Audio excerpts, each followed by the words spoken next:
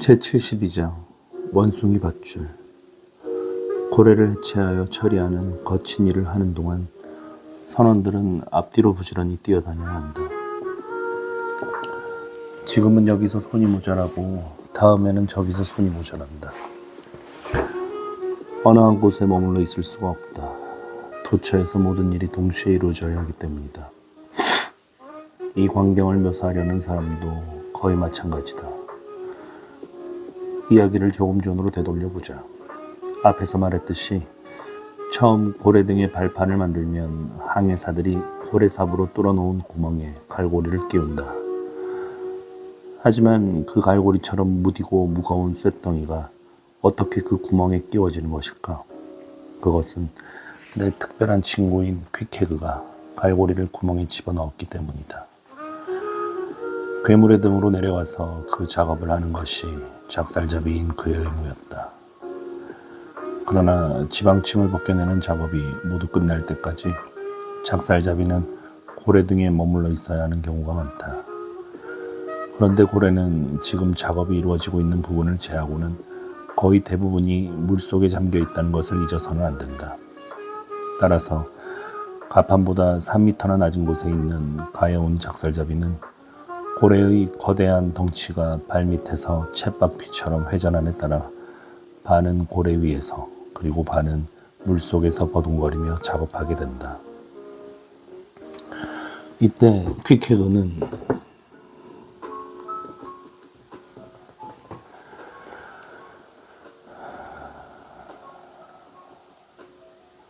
하일랜드풍의 옷차림, 셔츠와 양말을 하고 있었지만 적어도 내 눈에는 보기 드문 멋쟁이로 보였다. 곧 알게 되겠지만 그를 관찰할 좋은 기회를 나보다 더 많이 가진 사람은 아무도 없었다. 나는 이 야만인의 뱃머리 노잡이로서 그가 타는 보트의 뱃머리 노를 저었기 때문에 지금 그가 죽은 고래의 등으로 기어오를 때에도 그를 도와주는 즐거운 일을 맡았다. 여러분은 이탈리아의 길거리에서 풍금치는 소년이 춤추는 원숭이를 긴 끈으로 잡고 있는 것을 보았을 것이다. 그와 마찬가지로 나는 깎아지른 듯한 뱃전에서 저 아래 바다에 내려가 있는 퀵해그를 포경업계 용어로 원숭이 밧줄이라 부르는 밧줄로 붙들고 있었다. 퀵해그의 허리에는 범포로 만든 튼튼한 허리띠가 감겨 있었고 원숭이 밧줄은 그 허리띠에 부착되어 있었다.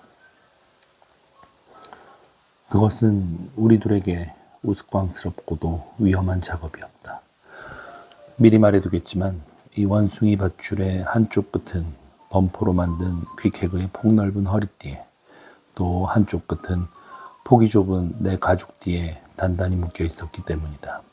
따라서 우리 둘은 좋든 싫든 당분간 결혼한 셈이었다. 가여운 퀵해그가 바다에 가라앉아 다시 떠오르지 않으면 나는 관습과 체면을 지키기 위해 밧줄을 자르지 않고 그를 따라 물속으로 끌어들어가야 한다. 따라서 그때 우리는 길게 연장된 줄을 통해 샴쌍둥이처럼 결합되어 있었다. 퀵해그는 나와는 멀어질 수 없는 쌍둥이 연재였고 나 역시 이 대마 밧줄에 따르는 위험한 책무에서 벗어날 수 없었다. 나는 그때의 내 상황을 너무 강하게 그리고 형이상학적으로 이해했기 때문에 그의 동작을 진지하게 지켜보면서 나 자신의 개체성이 두 사람의 합자 회사로 합병된 것을 분명히 인식한 것 같았다. 즉, 나의 자유의지는 치명상을 입었고 상대의 실수나 불운이 무고한 나를 부당한 재난과 죽음으로 몰아넣을 수도 있다는 것을 감지했다. 그래서 나는 신의 섭리에 일종의 공백이 생겼다고 생각했다. 그처럼 공명정대한 신의 섭리가 이렇게 엄청난 부당함을 인정했을 리가 없기 때문이다. 하지만 퀵해그가 고래와 배 사이에 끼지 않도록 이따금 그를 밧줄로 획획 잡아당기면서 곰곰 생각해 본 결과 나의 상황이 살아 숨쉬는 모든 인간의 처지와 똑같다는 것을 깨달았다. 다만 대부분의 인간은 어떤 식으로든 한 사람이 아니라 여러 사람과 샴쌍둥이처럼 결합되어 있을 뿐이다. 당신의 돈을 관리해주는 은행이 파산하면 당신은 권총으로 자살한다. 당신의 약제사가 실수로 당신 알약에 독약을 넣으면 당신은 죽는다. 물론 극도로 조심하면 인생에서 이런 숱한 불운을 면할 수 있다고 당신은 말할지도 모른다. 그런데 나는 퀵해그와 연결된 원숭이 밧줄을 조심스럽게 다루고 있었지만 때로는 퀵해그가 밧줄을 획 잡아당기는 바람에 하마터면 미끄러져 바다에 떨어질 뻔한 적도 있었다. 내가 결코 잊어서는 안 되는 것은 내가 아무리 발부동 쳐도 내 마음대로 지배할 수 있는 것은 밧줄의 한쪽 끝뿐이라는 사실이다. 앞에서도 잠깐 말했지만 고래도 배도 끊임없이 뒤흔들리고 있어서 과여운 퀵허그는 이따금 고래와 배 사이에 떨어졌고 나는 그때마다 줄을 획 잡아당겨 그를 빼내주곤 했다. 하지만 그는 고래와 배 사이에 끼일 위험에만 노출되어 있었던 것은 아니다. 상어들이 밤새 벌어진 대학살에도 겁을 먹지 않고 고래 시체 속에 갇혀있던 피가 흘러나오기 시작하자 거기에 새로 유혹되어 더욱 예민한 반응을 보였다. 광포한 상어들은 벌집 속의 벌떼처럼 고래 시체 주위에 모여들었다. 그리고 그 상어떼 한가운데에 퀵해그가 있었다. 퀵해그는 버둥거리는 발로 상어들을 밀어내곤 했다. 고기라면 뭐든지 먹어치우는 상어가 사람을 건드리려 하지 않는 것은 정말 믿을 수 없는 일이지만 그것은 죽은 고래라는 맛있는 먹이에 정신이 팔려 있었기 때문이다. 그래도 놈들은 워낙 탐욕스럽기 때문에 조심하는 편이 현명하다고 여겨지는 것도 당연하다. 그래서 나는 이따금 원숭이 밧줄을 잡아당겨 과여운 퀵해그가 유난히 사나워 보이는 한 녀석의 아가리에 너무 가까이 가지 않도록 주의를 기울였지만 그 밖에도 그는 또 다른 보호를 받고 있었다. 타슈테고와 다구가 배전 너머 발판에 매달린 채 퀵해그의 머리 너머로 날카로운 고래삽을 계속 휘두르며 닥치는 대로 상어를 죽이고 있었다. 그들의 이런 행동은 사심없는 친절한 마음에서 나온 것이었다. 그들이 퀵해그의 행운을 바라고 있었다는 것은 나도 인정한다. 하지만 퀵해그를 도우려는 마음이 앞선 나머지 그들은 너무 서둘렀고 퀵해그와 상어들은 피로 물든 물속에 반쯤 잠길 때가 많았기 때문에 그들이 마구잡이로 휘둘러대는 고래삽이 상어 꼬리가 아니라 사람의 다리를 자를 뻔한 적도 많았다. 그러나 가여운 퀵해그는 짐작하건대 그 커다란 갈고리를 구멍에 끼우려고 애쓰면서 목숨을 신들의 손에 맡기고 오로지 요조신에게 기도만 드렸을 것이다. 나는 물결이 굽이칠 때마다 밧줄을 당겼다 늦추었다 하면서 생각했다. 그래. 나의 친애하는 동료이자 나의 쌍둥이 형제여. 결국 그게 어쨌단 말인가. 자네야말로 이 고래잡이 세계에서 우리 모두의 귀중한 표상이 아닌가. 자네는 깊이를 잴 수 없는 바닷속에서 헐떡이고 있지만 그 바다야말로 인생인 것이다. 그 상어들은 너의 적, 그 고래삽은 너의 친구. 상어와 삽 사이에서 가여운 자네는 슬픈 공경과 위험에 빠져 있다. 그러나 퀵해그여, 용기를 내라. 진수성찬이 자네를 기다리고 있다. 이윽고 그 야만인은 지칠 대로 지쳐서 입술은 파래지고 눈은 충혈된 채 쇠사슬을 기어오르더니 물을 뚝뚝 떨어뜨리며 저도 모르게 몸을 와들와들 떨면서 배전을 넘었다. 그러자 급사가 다가와서 위로하는 눈길을 던지며 무언가를 건네준다. 무엇일까? 따끈한 코냑일까? 아니다.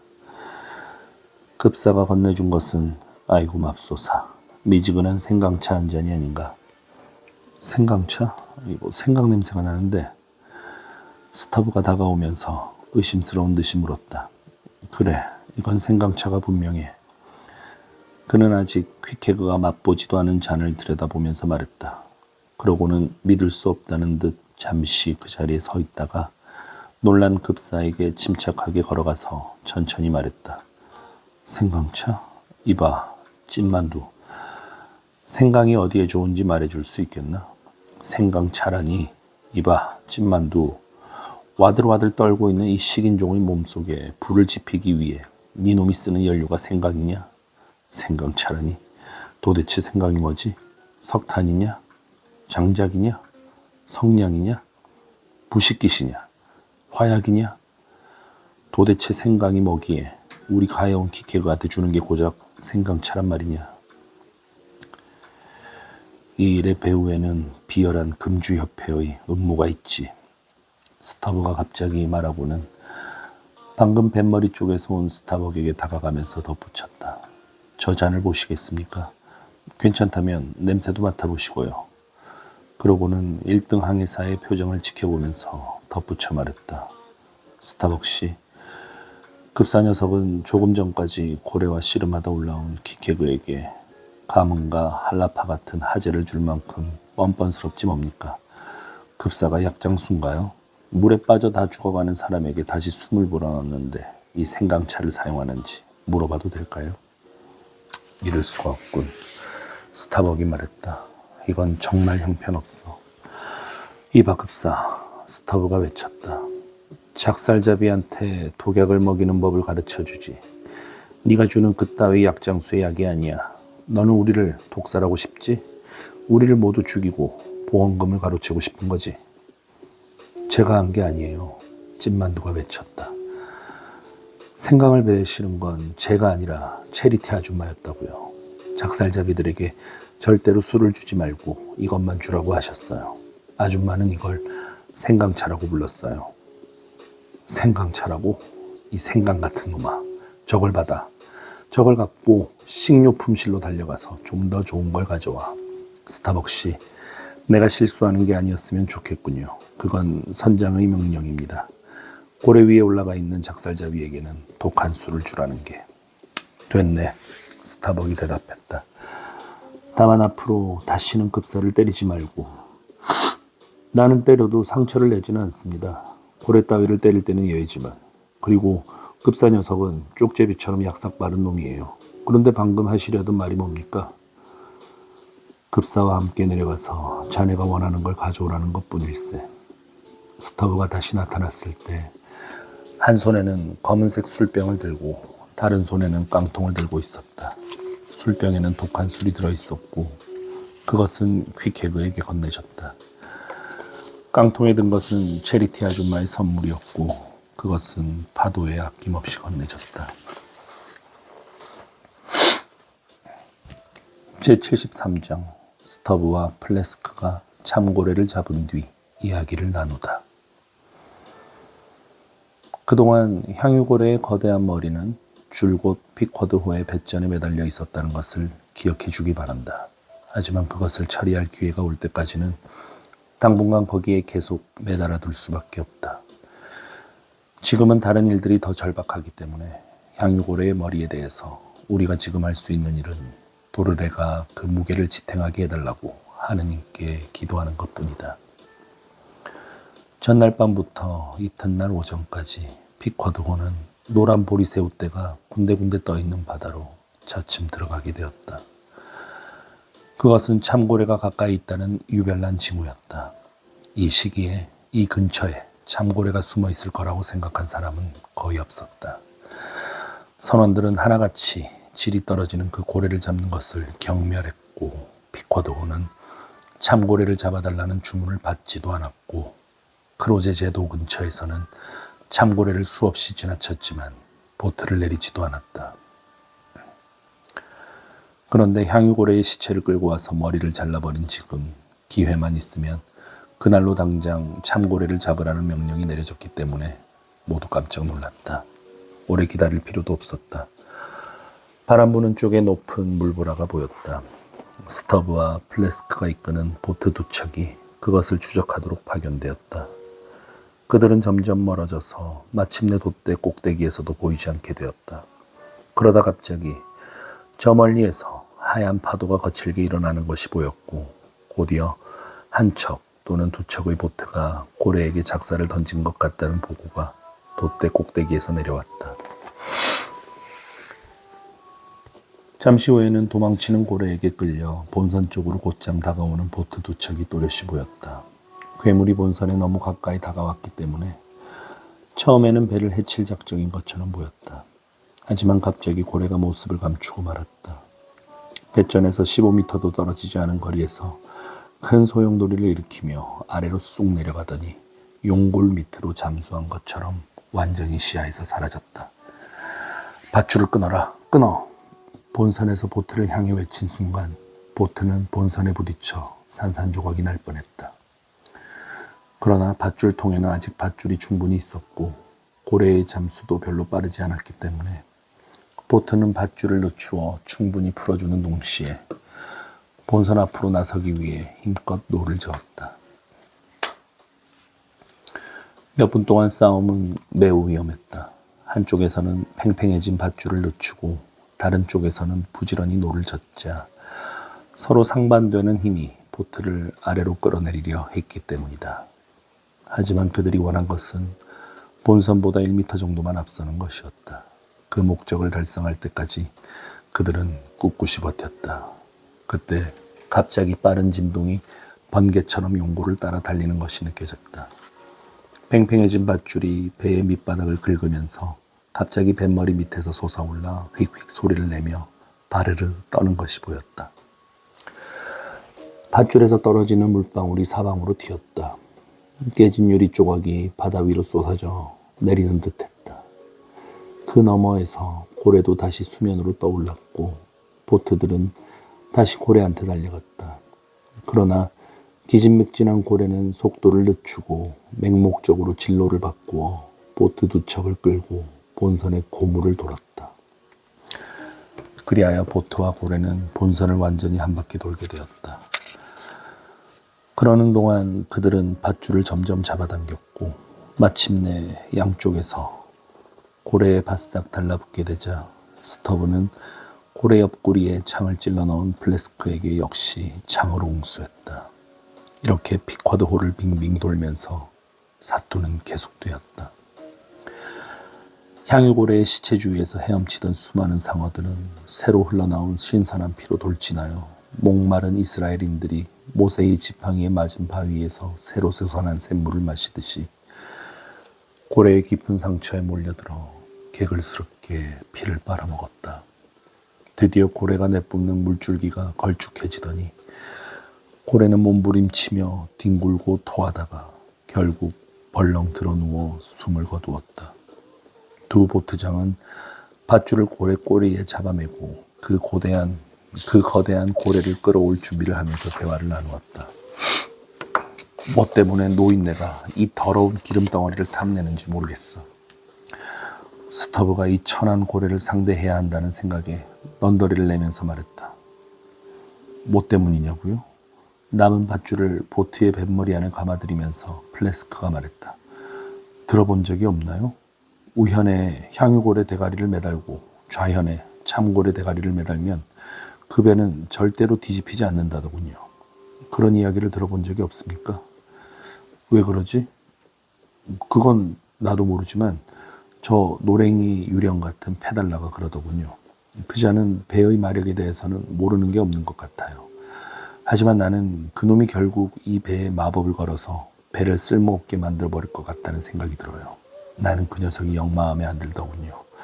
녀석의 송곳니가 뱀대가리 모양으로 조각되어 있는 걸 본 적이 있나요? 무시해버려. 나는 그놈을 아예 쳐다보지도 않아. 하지만 어두운 밤에 기회가 오면 그리고 놈이 배전 옆에 혼자 서 있고 가까이 아무도 없다면 저기를 내려다봐. 플래스크. 스터브는 두 손을 기묘하게 움직여 물속을 가리킨다. 그래, 그렇게 할 거야. 페달라는 악마가 변장한 놈이야.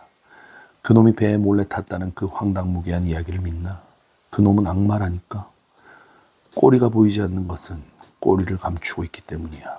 돌돌 말아서 주머니에 집어넣었겠지. 죽일 놈. 지금 생각해보니 놈이 언제나 뱃밥을 필요로 하는 건 구두 앞쪽 발가락 부분에 쑤셔넣기 위해서인 게 분명해. 그놈은 잠도 장화를 신은 채 자잖아요. 그물침대도 없어요. 나는 그놈이 밤중에 둘둘 감은 밧줄 속에 누워있는 걸 본 적이 있어요. 틀림없어. 그건 그놈의 꼬리 때문이야. 놈은 꼬리를 말아서 밧줄 뭉치 한가운데 구멍에 집어넣고 있는 거야. 노인네는 그놈과 무슨 관계가 있을까요?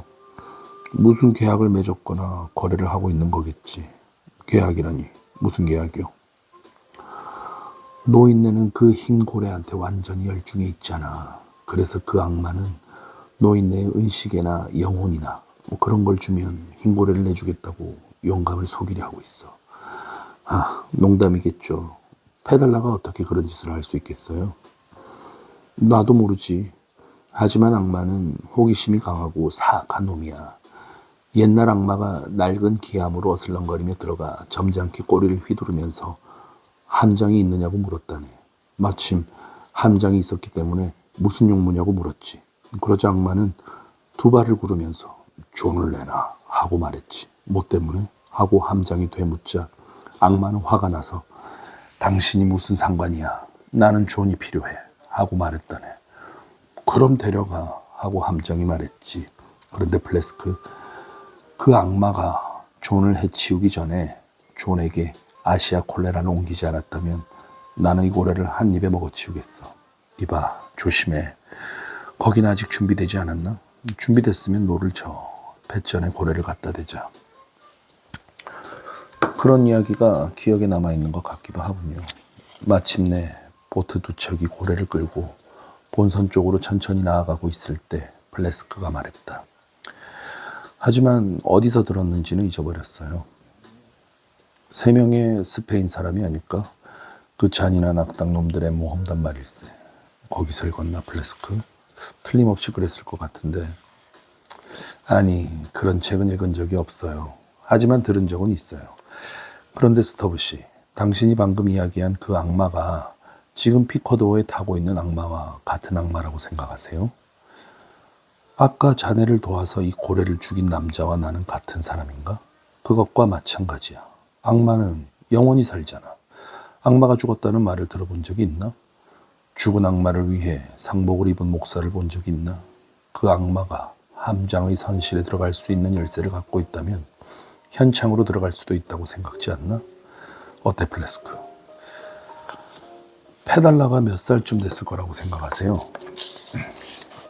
저기 주도대가 보이지? 스터브가 본선을 가리키며 물었다. 저것을 숫자 1이라고 하지. 이제 피커드호의 선창에 있는 쇠퇴를 몽땅 들고 나와서 저 돛대 옆에 한 줄로 늘어 세우고 그것들을 숫자 0이라고 하세. 그래도 저 페달라의 나이를 나타내지는 못할 걸세. 온 세상의 통장이들이 아무리 많은 쇠퇴를 내놓아도 그 0으로는 페달라의 나이를 나타내기에 부족할 거야. 그런데 스터브 씨, 아까 당신은 기회가 생기면 페달라를 바다에 던져버릴 작정이라고 큰 소리 치셨죠? 그런데 만약 그놈이 배에 있는 쇠퇴를 몽땅 동원해도 나이를 나타낼 수 없을 만큼 늙었다면, 그리고 영원히 살 거라면 놈을 바다에 던져봤자 무슨 소용이 있죠? 안 그래요? 어쨌든 물속에 쳐넣을 거야. 하지만 다시 기어오를걸요? 그럼 또 쳐넣지. 계속 쳐넣을 거야. 하지만 그놈도 당신을 물속에 쳐넣겠다고 하면 어떡하죠? 그래, 당신을 물에 빠뜨려 죽이려 들면 어떡하죠?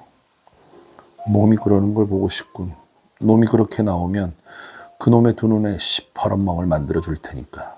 그러면 한동안은 감히 함장의 선실에 얼굴을 내밀지 못하겠지.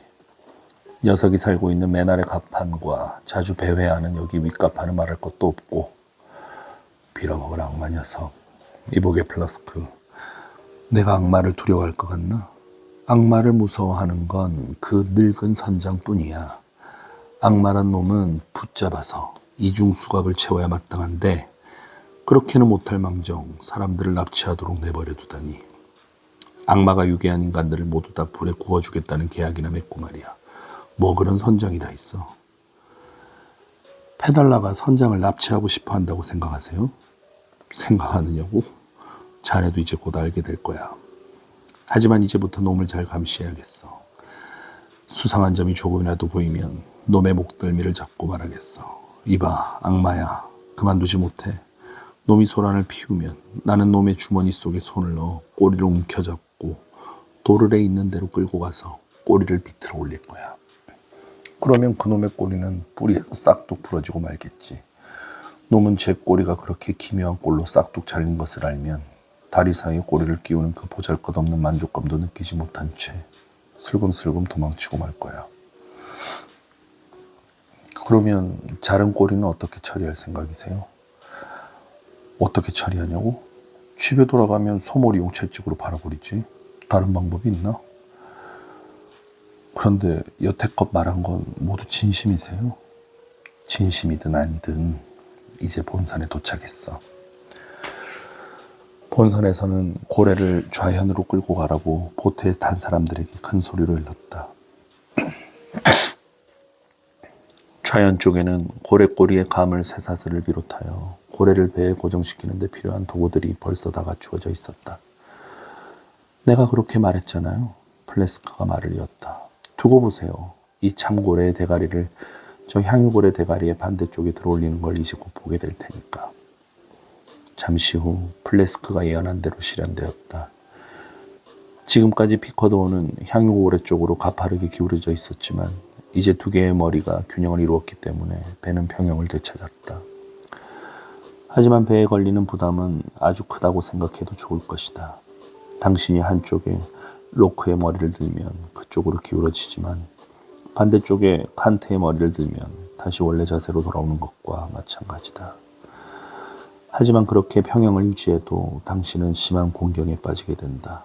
어떤 사람들은 언제나 그런 식으로 배의 균형을 잡는다. 오, 어리석은 자여. 그 머리들을 모두 바다에 집어던져라. 그러면 똑바로 가볍게 물 위에 뜰 수 있을 것이다. 배점까지 끌고 온 참고래의 몸을 처리할 때에도 일반적으로 향유고래의 경우와 똑같은 예비조처가 이루어진다. 차이점이 있다면 향유고래는 머리 전체를 잘라내지만 참고래는 정수리라고 불리는 것에 붙어있는 그 유명한 검은 뼈와 함께 입술과 혀가 따로 제거되어 가판위로 끌어올려진다는 점이다. 하지만 이번에는 그렇게 하지 않았다. 두 고래의 시체는 뒤쪽으로 사라졌고 양쪽에 고래 머리를 매단 배는 무거운 짐바구니 한 쌍을 양쪽에 매단 노새와 비슷했다. 그러는 동안 페달라는 참고래의 머리를 침착하게 바라보고 이따금 고래의 깊은 주름에서 자기 손에 주름살로 시선을 옮기곤 했다. 그리고 그곳에 우연히 에이헤브가 서 있었기 때문에 이 배화교도는 그의 그림자 속에 놓이게 되었다. 배화교도의 그림자가 거기에 있었다 해도 그 그림자는 에이헤브의 그림자와 융합되어 에이헤브의 그림자를 길게 그린 것처럼 보였을 것이다. 선원들은 힘든 작업을 계속하면서 그런 모든 일에 대해 미신적인 억측을 주고받았다. 모비딕 오늘 여기까지 읽겠습니다. 항상 긴 이야기 계속 들어주셔서 정말로 고맙습니다. 들어주시는 분이 한 분이라도 계신다면 열심히 읽겠습니다. 고맙습니다. 하시는 일 모두 잘 될 것입니다. 안녕히 주무십시오.